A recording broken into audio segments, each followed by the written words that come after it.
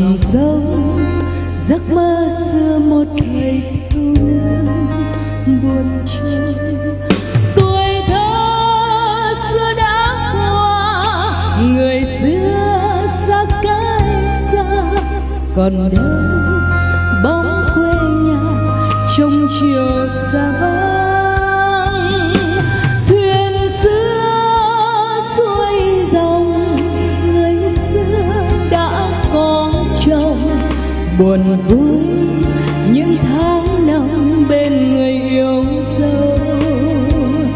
Tóc gió thôi bay những chiều mưa. Tình em đóa hoa hồng lặng lẽ thơ ngây bên vườn. Tình em như khúc sông quê nhà khao khát con thuyền trôi. Tình em như gió gào, tình em như sóng xô giặt trôi đến bên bờ con người mong nhớ.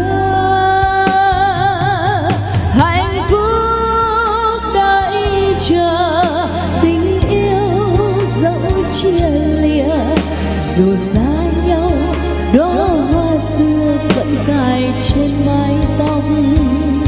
Tóc gió thôi bay những ngày thơ.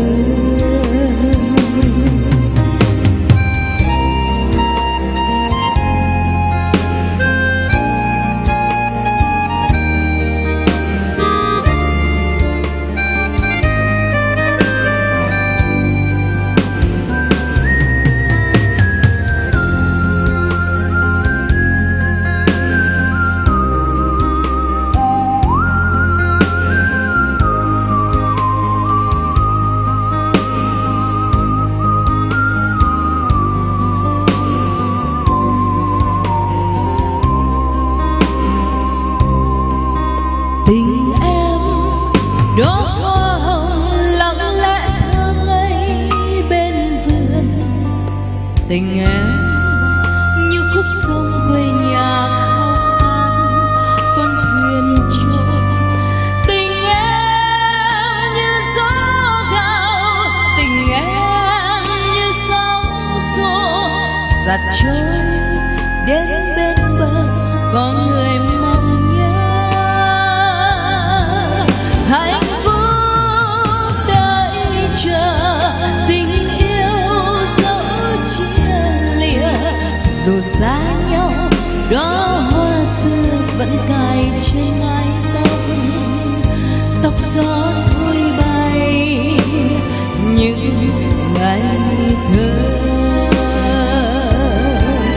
Hạnh phúc đợi chờ tình yêu dẫu chia lìa, dù xa nhau đóa hoa xưa vẫn cài trên mái tóc. Tóc gió thôi bay, tóc gió thôi bay những ngày thơ.